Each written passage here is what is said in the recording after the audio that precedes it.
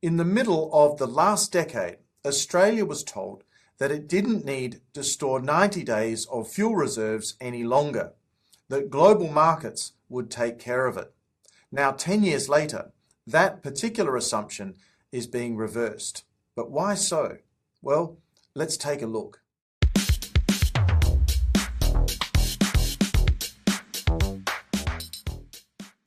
In an article published in The Australian this week, former Prime Minister Tony Abbott wrote that when he was in office from 2013 to 2016, he accepted official advice that maintaining 90 days of fuel reserves onshore was no longer necessary.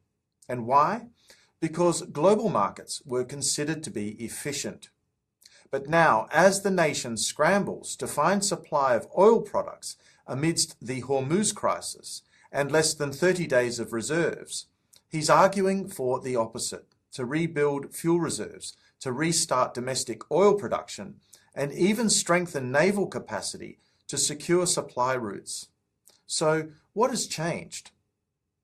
On the surface, this looks like a policy reversal, but it's actually something quite deeper.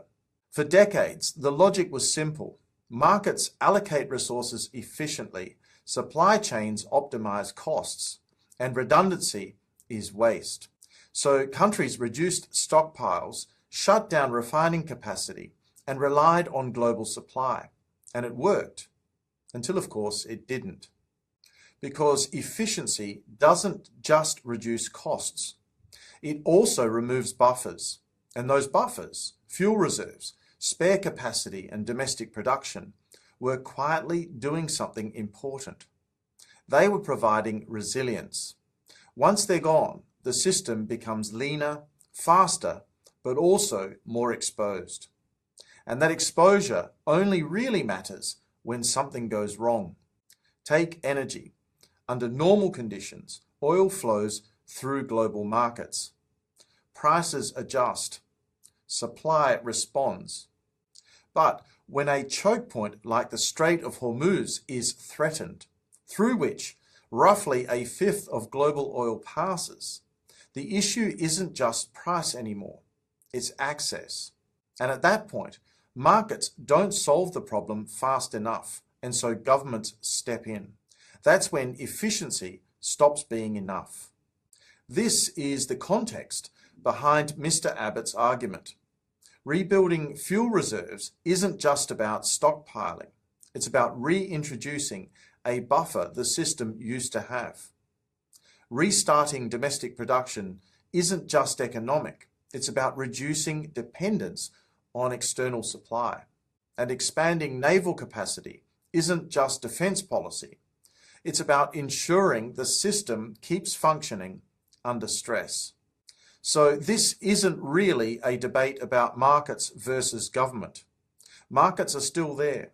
They still allocate resources most of the time. But they're no longer the only thing that matters.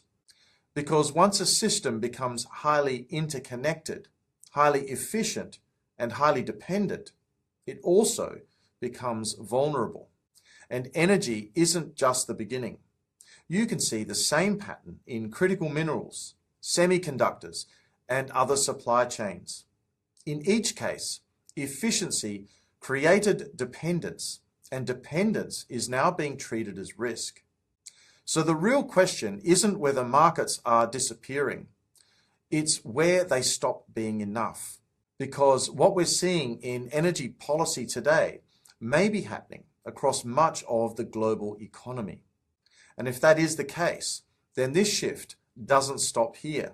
It extends into supply chains, to technology, and also critical industries where efficiency is already being balanced against security. I've broken this down in more detail in a piece that I've just published on my Substack. The link is in the description below. And I'd be very interested in your views. Is this a temporary shift, or is it something more structural?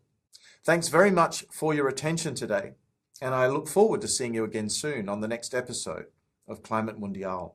Bye for now.